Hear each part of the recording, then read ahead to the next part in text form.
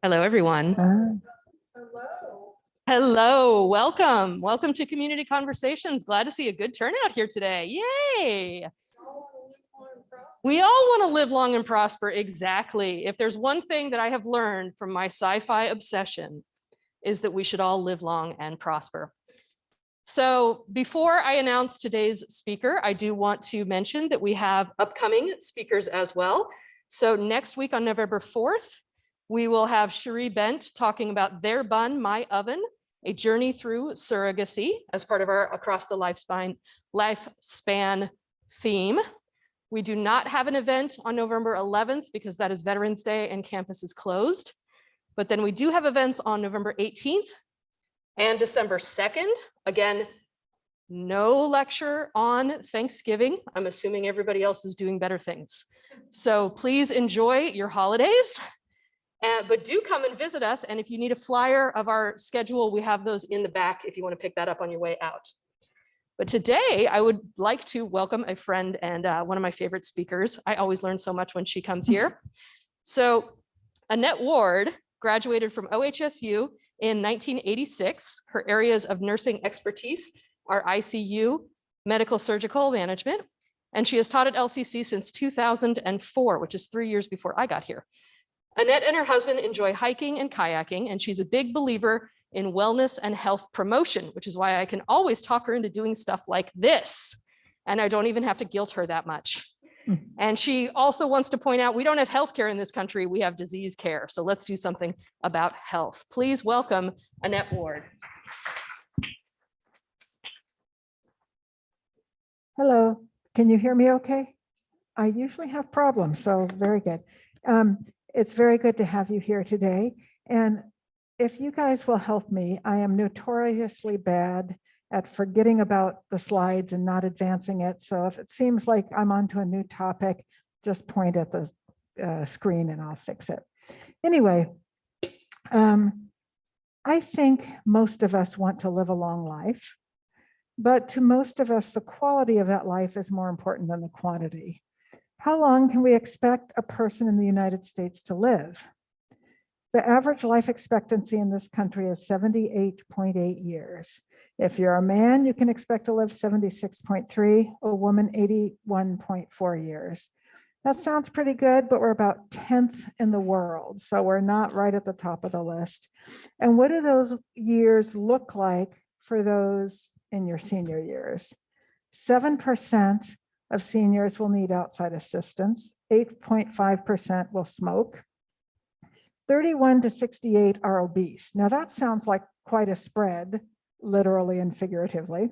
And so why is that? Well, the older categories are thinner. So when you say a senior is above 65, well, they're 65 to 75, 75 to 80.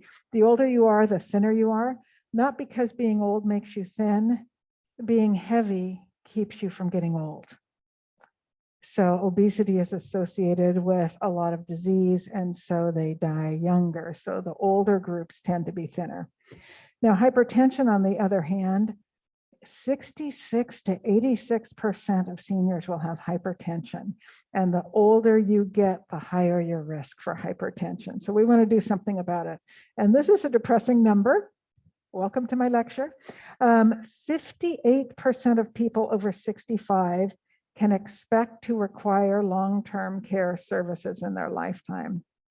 There are a lot of things I just said that I want to miss out on personally. So this is what we're going to do. The leading causes of death in people over 65, number 1 is heart disease, number 2 is cancer, and 3 is chronic lower respiratory diseases. The good news about this, they're preventable. The bad news, we're dying from preventable diseases that we don't have to. So, and by the way, you don't just live a happy, fulfilling, meaningful, productive life and then fall over dead from a heart attack or lung disease or cancer. These diseases are often slow and progressive, and they can rob you of joy and meaning and function. So in this talk, we're going to give you strategies on achieving not only a long life, but a productive, healthy, meaningful life. Some of these strategies may sound familiar from a previous talk I've given, but it's good to have a refresher. I've also added new research to it. And it's not like I'm just fixated on these strategies, but there really is one healthy lifestyle, and it's good for everything almost that ails you and ails the planet. So that's why I keep going back to it. So I've modified the mnemonic from New Start to A New Start. There's a new health promoting strategy that I hadn't mentioned before, and it's very important. And it's the first one we're going to talk about. A stands for associations. Multiple studies have found that regular social interactions lead to happier and more fulfilling lives. It causes improved mental health and longer lifespans. Now, some of us are introverts, some of us are extroverts. It doesn't matter. We are social beings. Our brain is wired to benefit from society and social interactions. Specific benefits of associations include decreased risk of dementia. Man, if I had one thing I wanted to pick that I don't want, it would be dementia. It decreases risk of hypertension. Remember that 86% of seniors, it'll decrease hypertension. It reduces arthritis. That's not really intuitive. Cardiovascular disease, obesity, and then some new ones I picked up just on a talk I heard last night. If you have cancer, your chances of dying of cancer are 40% less if you have a good support system and regular social interactions. And social interactions have a 60% reduction in overall mortality. So how can seniors stay connected? Sometimes immobility makes it a problem. Transportation, there was a time when we said, Mom, you need to turn in your car keys. Okay. So then it's harder to be social. Well, caring for pets was found to be beneficial. Even if a senior who lived alone didn't have transportation, having a pet was enough society to give a benefit. Increasing variety in social interactions help mobility. So if you had problems with mobility, going outside the home, increase mobility and reduce your risk of being sedentary just because it forced you to get out. Seniors found more benefit from socializing people outside their family circle.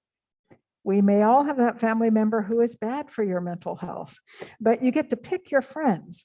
So leaving the family that may be driving you a little bit crazy and having society with someone else that you can leave and don't have to go home with, that can be helpful. Enjoying a hobby outside the house or with a group is helpful. Volunteering can provide social interaction, and it can give some meaning and purpose that some seniors may have lost once they retired and don't feel like they're contributing productively to society. Continue to learn, take a class you enjoy. I know community colleges give really good deals to seniors, so come take a history class from Courtney. You have to work hard to get into the nursing program, but Courtney will teach anybody, right? That's right. Travel, and you can travel for a college education too. So travel is a good way to keep connected. And the internet. Do I have it? What percent of seniors do you think are on the internet, online?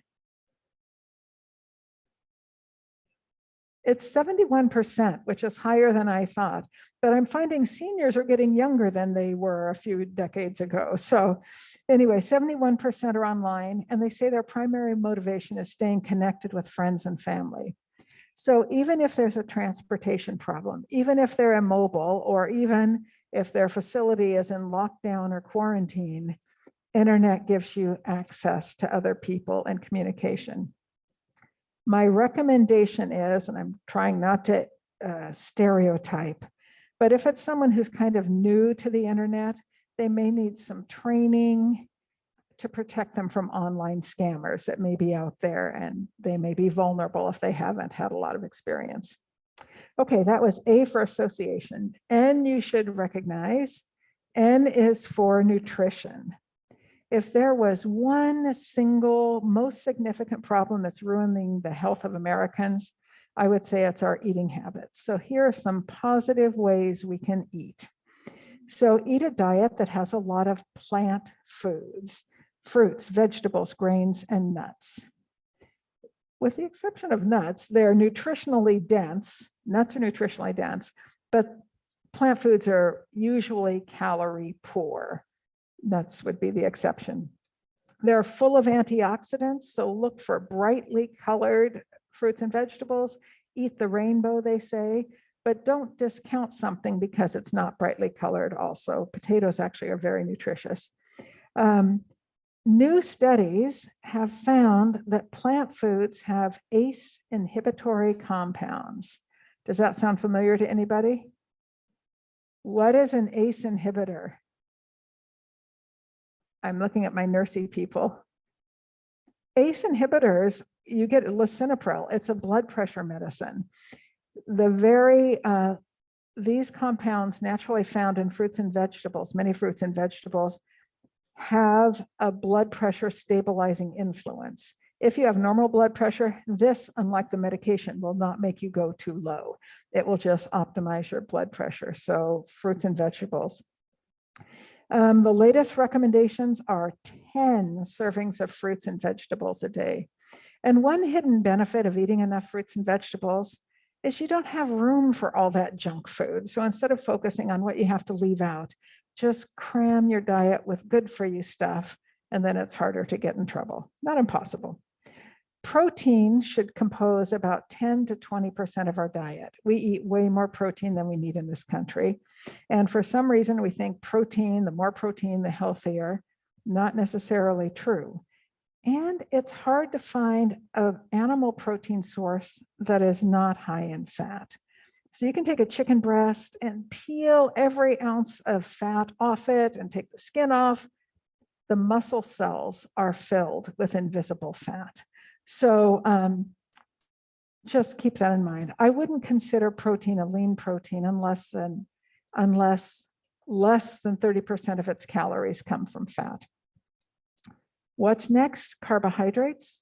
Carbohydrates get a bad rap usually. They should compose about 50 to 60% of our calories. Carbohydrates, I'm saying this slowly, carbohydrates are humans' preferred source of nutrition. We were built to run on carbs. So why do they get a bad rap? Well, when you think of carbs, do you think of an apple? I have a dear friend, I don't know if he's watching, but he told me he can't eat tomatoes now because he's, gone keto. And I was like, tomatoes are good for you. So the carbs we should avoid are simple carbs, refined carbs. So donuts, soda. What is another carb that sounds delicious that we shouldn't eat? Candy bars. Okay. So the closer the food is usually to its natural form, the better it is.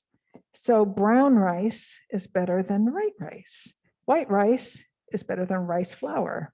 Rice flour is better than rice syrup. So it's not always true. There are some foods that are like indigestible in their natural form and you have to cook them. But traditionally, the less processed, the better. Okay, fats should make up about 10 to 30% of our calories. Remember, fats are the most calorie-dense food there is, more than twice as much as eating pure sugar for calories. So if you want to lose weight, a quick way is to limit your fats. You should avoid bad fats altogether. So you don't want processed fats or animal fats. Healthy fats, as found in nature, they're health promoting, but they're still high in calories. So keep that in mind. Health fats in nature would be avocados, olives, seeds, and nuts. Now, avocados are found in nature. Avocado oil isn't. Olives are found in nature. Olive oil isn't. Okay. So they're still high calorie. And we can find omega-3 fats in walnuts and flax seeds. Fiber, the recommended fiber intake is 25 to 30 grams per day. In the US, we average about 15 grams, or about half of where we should be. Fiber helps maintain our healthy GI system. and the older people get, the more popular that concept is, they can reduce the risk of colon cancer and heart disease. Colon cancer, do you know where it is in the lineup of cause of death in the country in general, of the cancers? Okay, smoking is the #1 cause of cancer, lung cancer. And then we put breast and prostate next because breast is the highest killer of women, second highest of women. Prostate is the second highest of men. But for the both sexes combined, colon cancer comes in #2. If you don't smoke, colon cancer is #1 risk of killing you. Colon cancer is a lifestyle disease for the most part. So many things I'm going to tell you reduce your risk of colon cancer. Good nutrition reduces your risk of colon cancer. Fiber, that's what we're still talking about, is found exclusively in plant foods. Cholesterol is found exclusively in animal products. You can get in trouble. You can make your own cholesterol. You can get in trouble eating a high-fat diet. You can eat, French fries are totally vegetarian, plant-based. You can build your own cholesterol and get in trouble, okay. Sodium, speaking of French fries, we're recommended to have 2.4 grams of sodium per day. That's the sodium found in 1 teaspoon of salt. Surprisingly, most of our dietary sodium does not come from the salt shaker. It comes from processed foods like canned tomatoes or boxed cereals, things that you don't appreciate and you wouldn't think about. How do you avoid them? Don't use processed foods. And does anybody in here can vegetables? I can. Okay. Salt in canning is not required for the preservation of the food. It is purely for flavor. So when I can tomatoes, I never add salt, and then I just add it when I am cooking, and then you don't get salted twice. Too much sodium increases heart failure and hypertension. Even if your blood pressure is dead normal, increased sodium inflames your arteries, the lining of your arteries, and increases your risk of developing plaques and heart attack and stroke. Senior-specific nutrition strategies, they may need to increase calcium-containing foods. They may need vitamin D supplements. Vitamin D is a huge health-promoting agent. They may need vitamin B12 supplements. Many times, dementia is actually low B12 levels. And I had this with my mom. One day I called her on the phone and she just could not understand what I was saying. And I thought, that's it, I've lost my mom. My best friend is not available to me anymore. And I went from that phone call to a lecture and they mentioned this. And so on the way home, I got vitamin B12, gave it to her, and within 24 hours, she was back to normal. I'm not saying it's always that or it's always that rapid, but it's something to investigate. Fiber, seniors might need to increase fiber for regularity. And this is good for the general population, but because of seniors' risk, increasing dietary potassium will reduce the risk of hypertension. So those foods there are foods often found in potassium. You know what? I'm taking that back. That was a different slide. Anyway, foods high in potassium. So melons, oranges, avocados, bananas, those foods will help naturally reduce your risk for hypertension. And then seniors should limit saturated fats even more than the general population. What do you think E stands for? Oh, Courtney's doing it. Cheerleading? E stands for, oh, see, you didn't tell me to advance it. E stands for exercise. Only 23% of Americans exercise regularly. On average, Americans watch TV for 2 hours and 45 minutes per day and exercise for 18 minutes. So exercise improves aerobic health, heart health. It improves bone mass, learning, memory, and lifespan. It increases lung capacity and oxygen levels. It improves blood pressure and circulation. It lowers cholesterol. It can reverse atherosclerosis, as can a low-fat diet. It reduces infection. Who would have guessed that? It can reduce infection and disability. In cancer patients, regular exercise reduces the risk of recurrence by 40%. How many of you would rather go on a walk every day than take chemo? I'm not saying you don't have to have chemo, but these results are pretty impressive. It optimizes the mood, so it prevents depression. It can be used to treat anxiety. It reduces the risk of diabetes. Regular exercise has more impact on longevity than quitting smoking. So recommendations, people in general should exercise 30 minutes most days. If you want to lose weight, 60 minutes. The exercise program should include aerobic, that is getting your heart rate in its target level, resistance, or like lifting weights or working with bands, flexibility and balance, and that will help prevent injuries. So senior specific strategies. The goal is 150 to 30 minutes of moderate intensity exercise per week. Or if you are vigorously exercising, so running maybe instead of walking, then you can get by with 75 to 150 minutes. They should do resistance training 2 days a week. That's really important to maintain bone mass, and muscle mass can help protect you from injuries also.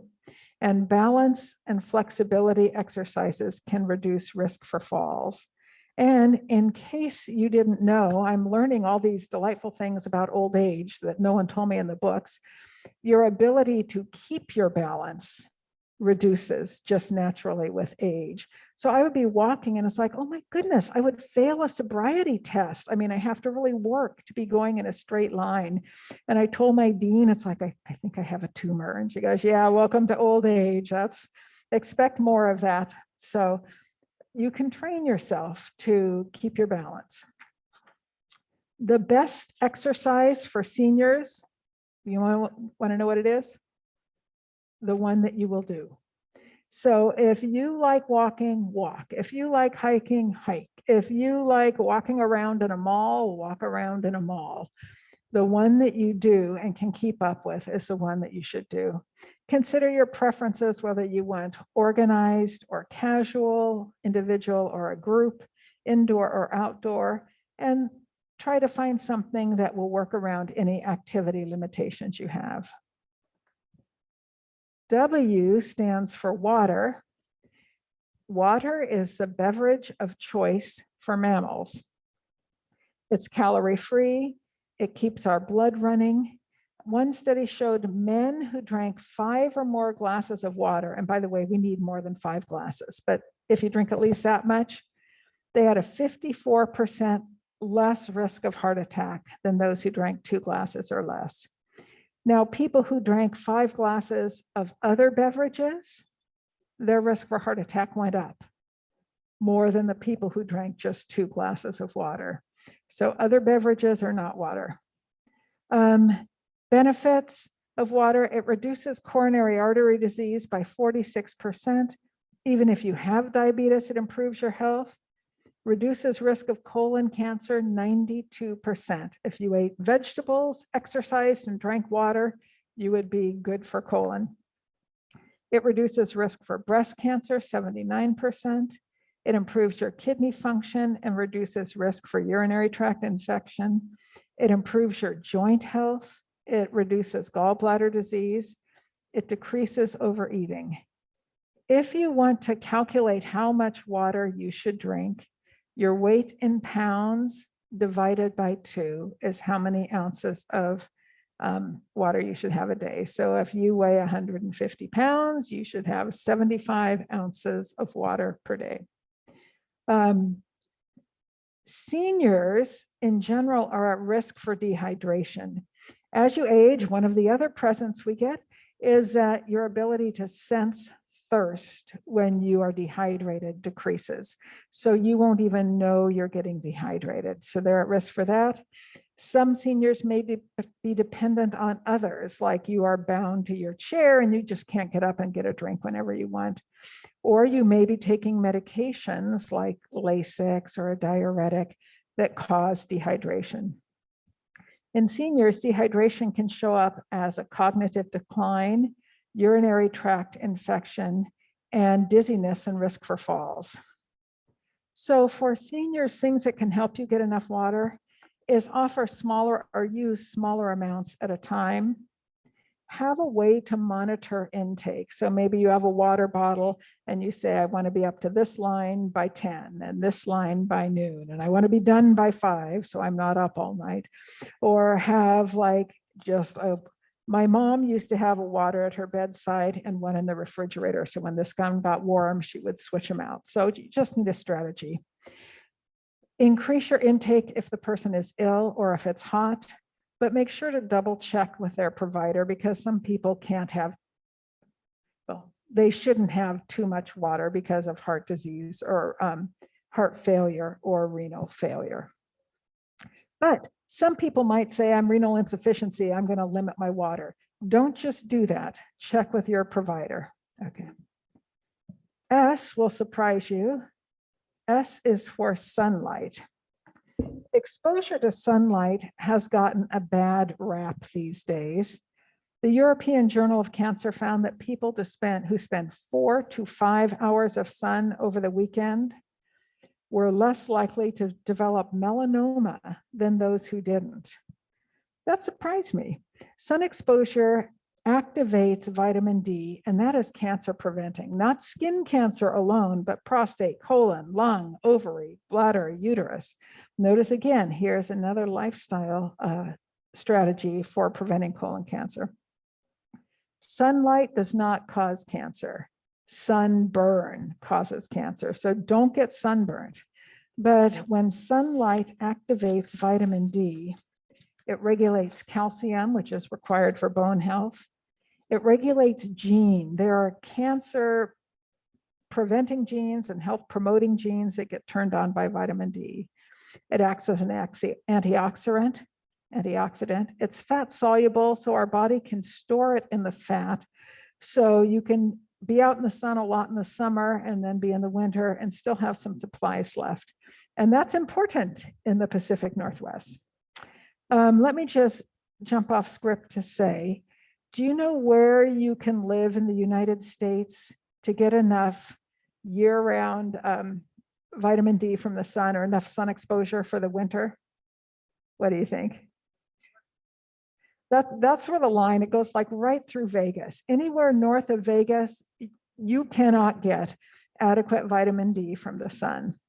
And new studies have shown that vitamin D helps regulate the immune system. If you're immunosuppressed, it stimulates the immune system. If your immune system is overactive, like in an autoimmune situation, vitamin D downregulates that, which explains why multiple sclerosis is more common the farther away from the equator you get. So Oregon and Washington, big MS areas of the country. So getting sunlight can help with that. Vitamin D formation is blocked by sunscreen. So if you go out every day slathered in sunscreen, you could just stay in your closet and get the same effect. That doesn't help. And then it also prevents seasonal affective disorder or winter depression. The goal is to get 20 to 30 minutes of sun on your skin per day. So that's not natural for me, who in the winter has like 20 layers of clothes and a hat, and now we wear a mask. You want some skin showing when you're in the sun. In the seniors, benefits of sunlight are primarily linked to formation of vitamin D. It improves their bone density, mood, cognition, cardiovascular health, and sleep. And it is recommended that seniors get 5 to 10 minutes of sunshine 2 to 3 days a week. Okay. T stands for temperance. It's an old-fashioned word. We think these days of moderation, right? What do we say? Moderation in all things, right? Should we use moderation? Should we smoke moderately? Should we use heroin moderately? Right? So two problems with that. One, there are things that we shouldn't do at all. So moderation in all things is not good. The other thing is we're notoriously bad for assessing our moderation. So people who are morbidly obese think they're obese. People who are obese think they're a little overweight. People who are a little overweight think they're normal. Same thing. I have not these students at another school. I would have students and I would say they're having trouble with the test. Say, well, what do you normally get? I normally get A's and B's. I said, really? What'd you get last quarter? Well, I got C's that quarter. Well, what about the quarter before that? Well, I got B- and C+. And just, we are very generous in the way we assess our own behavior and performance. So that's just why moderation sometimes doesn't work. So temperance is self-restraint, keeping your habits in check. So with temperance, you want to avoid harmful things, avoid alcohol, avoid cigarettes. This will hurt you. Avoid processed meats. Just like cigarettes, every time you eat a piece of bacon or a processed meat, it increases your risk for cancer. So there's no, it's not like you can have this much, but above this much, then you're in trouble. No, every dose increases your risk for cancer. So avoid bad things and then wisely use healthful things. Are there people who exercise too much? Can you drink too much water? Can you eat too few calories? Those aren't the problems of the United States in general, but they can be done. So you want to be wise and judicious. And it doesn't even have to be that. Like, so typical for me, it's like, I would really like to get another hour of exercise, but I also want to go to bed and get sleep. And I also want to spend time with my family. So finding the balance is critical, and it's not natural to, at least not to me. You really have to work at it. Balance life, so technology and social interactions, and then monitor and safeguard your thoughts and emotions. So many of our health problems stem from chronic stress. We need to be able to turn off our worries when we aren't actually problem solving. So how many of you have been up all night worried about something that's going to happen tomorrow? Are you actually problem solving or making? No. So that's what I say. It's like, is thinking about this helping in any way? No. Then it's like, I'm going to think about something nice.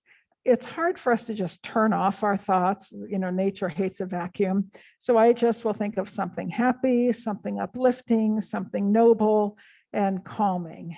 But just practice noticing your thoughts and policing them. Okay, the recommendations for temperance were the same for youth, adults, and seniors. A stands for fresh air. Do you know what the #1 air pollutant in this country is? Cigarette smoke.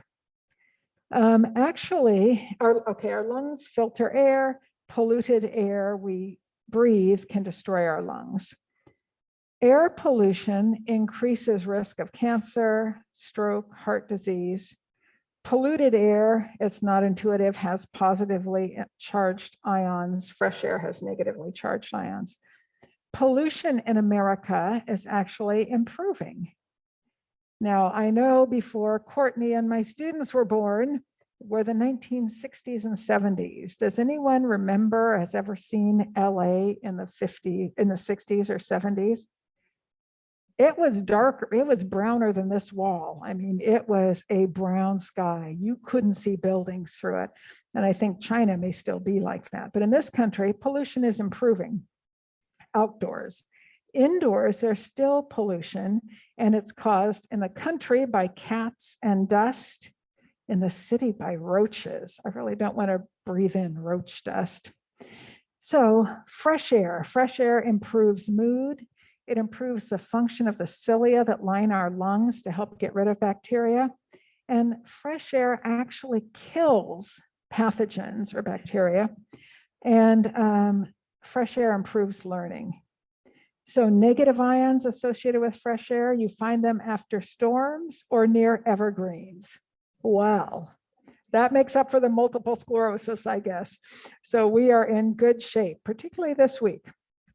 All right. Ways to improve our intake of fresh air is breathing exercises. So you can slow your respiratory rate to about 6 a minute. That's a 5-second cycle of breathing in. So I'm not going to do it because it would take too long. But to the count of 5, inhale. To the count of 5, exhale.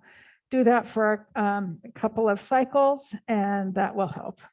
Another way is exercise outdoors. And then open your windows 1 hour a day, hopefully during the cool of the day. It exchanges the air of the house and it reduces exposure to radon. Radon comes from the ground and is a leading cause of cancer.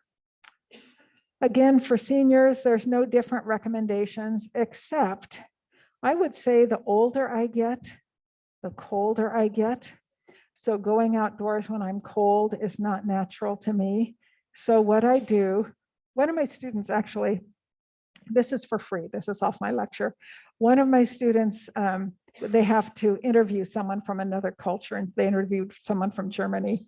And the German girl said, Americans, man, they just don't know how to exercise in bad weather. You know, I don't care if it's snowy or icy, just put on some clothes and do it. And so that's be like a German, put on some clothes and go outdoors. Make sure there's enough for sun exposure, but you know, don't let the weather totally keep you indoors. Okay, R stands for rest. Rest is essential for body repairs and mental function. During sleep, free radicals are removed and tissue damage is repaired. Rest reduces stress hormones. Remember, stress is so linked with chronic disease. So rest reduces that. Less than 7 hours of sleep a night can cause obesity, increase your appetite, increase your risk of Alzheimer's. That's on Annette's top 3 list, not to get. Inadequate rest increases your risk of death, 21% in women, 26% in men. So things we can do: dim the lights at dusk, avoid electronics right before bed, follow a schedule. The hours before midnight are more effective. Our body has a clock, regardless of what we do. You know, like cortisol levels are going to peak at 8 in the morning. That's just what happens. Our repairing mechanisms, they want to start like 9 or 10 o'clock at night. So the earlier you go to bed, the more you're working with these built-in patterns. So early to bed, early to rise was true. Avoid sleep aids. Taking a sleep medication decreases your lifespan. It also will help you sleep, but it won't be the REM sleep during when a lot of these repairs occur. Eat early, so don't eat a late dinner. Be active during the day, not late at night. That's what I do, as it's like, I want to exercise or sleep, and exercise usually wins, and then I'm not doing this. That's not good. And then be thankful. They do studies on which countries are the happiest. Do you know what countries are usually the happiest?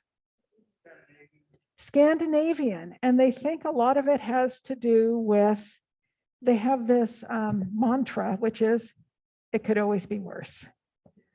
It could always be worse. So has this been a bad year for people? Bad 2 years? It's been bad. But you know, our worst day in this country is so much better than so much of the world. I mean, and I don't want to pick on any country, but I'm saying I have so much more than people in North Korea or in Venezuela or in Africa. You know, our freedoms, we may think they're eroding. We are so blessed in this country. Think about those things instead of your worries. Okay, how much sleep do we need? For seniors, the jury is out. Some sources say they need the same as teens, others say less than adults, some say the same as adults. Adults need 7 to 8, young adults 7 to 9, teen 8 to 10, school age 9 to 11. These are hours. Preschool 10 to 13, toddler 11 to 14, infant 12 to 5, newborn 14 to 17, and then cats probably 20 to 23. Okay, so seniors, things that are different with seniors. We tend to get sleepy earlier, and has anyone found they wake earlier? I get up at 10 after 4 every morning. So seniors still need roughly 7 to 9 hours of sleep per day. The sleep strategies are the same as above, but if you feel sleepy during the day, naps can be helpful. Try to limit your nap to 30 minutes or less. If it's longer than that, you'll get into the deeper stages of sleep, and then it is not refreshing waking up in the middle of that. So 30-minute cat nap. Not my cat that sleeps 20 hours a day. Okay. The last one is trust. So in the year 2012, Harold, you think that's old research, but wait till you hear how old. Harold Koenig performed a meta-analysis. So he looked at all the peer-reviewed journals published between 1872 and 2010 on religious and spiritual practices and beliefs. He found practicing religious and spiritual things increased the ability to cope with adversity. It increased positive emotions like happiness, hope, optimism. It reduced depression, anxiety. It increased positive character traits. So people who did that were more likely to be generous or grateful or kind. It decreased the risk of suicide and substance abuse. It increased the risk of exercise and healthy diet. It reduced high-risk sexual behaviors. It reduced the risk of coronary artery disease, hypertension. I'm just going to say a bunch of diseases. It increased cognitive, immune, and endocrine function. And it reduces the risk of death by 1/3. It increases lifespan by 7 years. And then I just got tired of writing things after that. So the author of this study was a scientist, and he said, well, I don't attribute any of that to any supernatural cause. He said all those results are from things that exist in religious and spiritual groups. So they have more resources for coping with stress. They have rules about how to behave in a society. They emphasize those character traits like love, compassion, and altruism, and they provide positive social interactions. So that certainly is a theory. But Kark and Associates did a 16-year study, it's a pretty good run, of 22 kibbutzim. Do you know what kibbutzim is? Kibbutz is a word, kibbutzim is the plural. So you had these 22 kibbutzim, 11 of them were spiritual, 11 were not. But they all had resources, rules and regulations, social interactions. Just the one group had the spiritual emphasis. All these benefits only found in the one with a spiritual emphasis, not just on the societal benefits. So that's just the data, and you can do with it what you will. Many seniors report that religion is the single most important factor that enables them to cope with physical problems or life stressors. 90% of seniors, that's a lot, said they relied on religious practices for coping.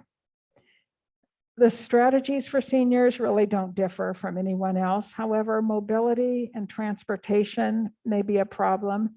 I mean, just at our church, there are so many people who can't get to church, and you can only pick up so many on your way. So, but one thing Courtney and I were saying that we've discovered during the pandemic is we've discovered how to Zoom, we've discovered how to live stream. And so thankfully, many services are now available on Zoom or live stream or other on YouTube. You can watch something on YouTube. So hopefully these strategies can help you live your best life and to make your senior years happy, meaningful, and fulfilling. I hope you will be able to apply these to your life and that you will live long and prosper. Okay, that's it. Does Oh. anybody have any questions? We have a couple questions coming in from our Zoom audience here. Firstly, going back to the hydration question, what about tea? Does tea qualify? This is what I, when I was listening to this lecture, they said the study really didn't divide out what composed other beverages. So this is just shooting off the top of my head. I would say herb tea, yes. Caffeinated beverages, not so much. Is that because caffeine is a diuretic? Yeah, yeah. And I think studies have shown, I learned growing up that if you drink a caffeinated beverage, you actually have a net loss in your fluid intake, and that's not true. But it doesn't increase it and doesn't have all the health benefits of water. So the closer you get to water, like, I drink broth, sometimes. So I'm a big herb tea drinker, so I might be a little bit biased. Okay. Okay. And then the next one we have is, does vitamin D supplement make up for loss of sun exposure? So I always say nothing's as good as a real thing. And I thank you for asking. I take a vitamin D supplement every day. I think probably everyone who lives in this area would benefit from vitamin D. You can actually get your levels drawn and they can see how much. I think I take, I'm forgetting, 2,000 international units a day I take. I wouldn't go a lot higher than that. I had a friend, I'm sorry, I'm tattling on her. She said, I really felt sick and I went to the doctor and, my vitamin D levels were toxic. She lives in Laguna Beach. And it's like, how is that possible? And she goes, well, I was taking 10,000 a day. And it's like, don't do that. Remember, most vitamins, if we take a vitamin over the counter, like vitamin C and vitamin D, if you get too much, you're just paying for vitamin-rich toilet water. It just goes right through you. But the fat-soluble vitamins, A, E, D, and K, we store in fat. And so you can get toxic on those. So be careful. All right. Do we have any questions from our live audience? Oh, Yeah. yes. Okay. Let me come over with the microphone so we get it on the recording. Annette, in regards to the air pollution inside, I know you said to open our windows up for an hour a day. Do you know if like a good HVAC system would be like, equal to, leaving the windows open? I don't think it would be equal, but it's better than not. So I think just, opening your windows, is that a hardship? No, it's not. And I Oh. just know like, in regards to like my partner, like at home, like, he'd be like, why do you have the windows open? Yeah. And it's cold, like, we have a good HVAC system. I was just wondering, like, for argument's sake. Yeah. So I have something to I back me up. really do not have the expertise to offer that. So I can tell you, I know what's right. My windows, they might be locked shut. I would never know. So I do not always practice what I should practice, but Okay. okay. Headed there's- forward.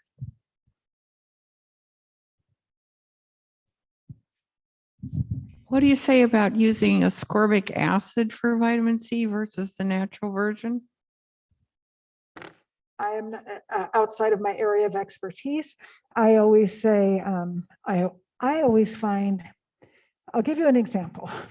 They were finding that keratin was so helpful in preventing cancer, and people who ate high keratin containing foods had real benefits. So they started giving them concentrated keratin. They had to stop the study because everyone's cancer was getting worse. Because I'm just making up a number there, but they're like 400 carotenoid agents. And when they are found in nature, they are all balanced in the right proportions for us to benefit. I don't know if that's the same for vitamin C, but because of that story, I think the foods we eat are kind of built to take care of us. But I don't think it's going to hurt you to take vitamin C from a bottle either, or ascorbic acid. What do you say about K2? They say you're supposed to take that with your vitamin C. I have no idea. Sorry. Okay. Now we got, I think, one or two more. I know more about nutrition than supplements. I've got three great. in regards. So the first one's in regards to N for nutrition. Has there been a change in regarding fish fat? You know, I've heard studies, people celebrate cod liver oil. There's nothing in it that you can't get from nature. And I think I have heard studies both ways, but I've heard studies that say it is not as effective as other sources of vitamin, of Three. omega-3. Yeah, you can get omega-3 from plant sources that are not as high in refined fat. So anyway, that's what I'm just saying. Fish fat is just a high fat food. So you're going to get in trouble quicker with that than you would from walnuts or flaxseed. Okay, Okay. the next one is temperance. Yeah. Now, there's been more discussion about toxic positivity. Now, the thing is that we've gone overboard on a lot of stuff regarding what we should do to better ourselves, but the ability to have that happen, which for some people, and that also ties in with I don't know what toxic positivity is. it's basically that you're doing a good thing. You're doing a good thing. You're good, but in actuality, you're not doing a good thing, and it's just being. In other words, what's another phrase? Oh gosh, it's at the tip of my tongue. Not brainwash, but Deceiving yourself? positive. It's like a positive reinforcement, Oh, but it's not really positive. okay. So, Well, like, suck it up and Oh. drive on. kind of deal. like, okay, so I'm going to try to say this in a way that's polite. I believe that we should not fat shame people. I believe that. But if you're in healthcare and you're not addressing a person who's overweight, you're not being their friend, and there are studies that show, and so if you have like someone that's smoking and you'd really like them to stop, or someone who has an alcohol problem, once a year is the optimum time to bring it up and then be quiet for the next 11 months. So I believe there is a way to approach people without ignoring things that need to be addressed. But I don't know if that's what you were asking. Here's an example. You can get healthcare anywhere you want in the United States. You can get it, but are you able to afford it? That's what I'm trying to get with toxic positivity. And it falls into another one, the R for, R for rest. That would be great if we were, in regards to, like, I lived in Germany twice. So They go out in the weather. I visited Scandinavia a bunch of times too. So, and I've talked to people on that. So it can be worse. It can be worse. But in the United States, in our country, it all depends upon what category of class you are. Okay, so Like here's right what- now, we have poor, working poor, which is a new one, middle, and wealthy. And as we see in the news, I mean, there's less people, less wealthy, but higher categories than there are poor. And then you have the working poor now. So I think I understand what you're saying now.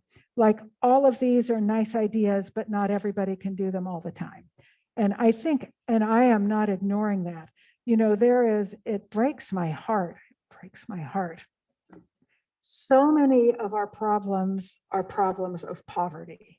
So just children raised by two parents who work. They don't get read to as much. Their language skills aren't as good. They don't see smiles as much. It makes them less social. They have more screen time. So I agree. There are all sorts of deep-seated problems. It could be worse, but it could be better. I'm just saying, if you're trying to fall asleep at night or not have chronic stress. So by all means, try to fix those things and have compassion for those things. But at some point, you need to be able to turn it off and not be consumed with those problems. And that's the temperance, the balance in the life. Does that make sense? Yeah, I think that goes to, I think you make an important point here, is that, this is this is what we should do. Are we able to do it all? Maybe not, but we can do some. We can Right. do as best we can. I- But obviously, like, say mobility issues makes a Right. lot of this stuff harder. Right. And so recognizing that this is not, I won't be able to do 100% of this. Right. And Yeah. let's say you have colon cancer and you've done this perfect. I'm not saying it's your fault. I went to a health kind of retreat place. And man, they were all on board. No salt, no oil, no sugar, ever, ever, ever. And it's like, well, what do I do if I go to a potluck? Well, don't eat. And it's like, well, it's a work potluck. Well, bring your stuff before. And it's like, well, we're at work before. And it's like, well, just don't eat. And so I talked to another doctor there and she goes, you know what? Bring something there that you can eat, have mostly that, have enough to be polite, and then get back on it tomorrow. So when you can't do what's best, do the best you can. I like that. That's a good place to just made stop for that the day. Thank you so much, Annette, and thank you to our audience Thank for you for coming having me. today.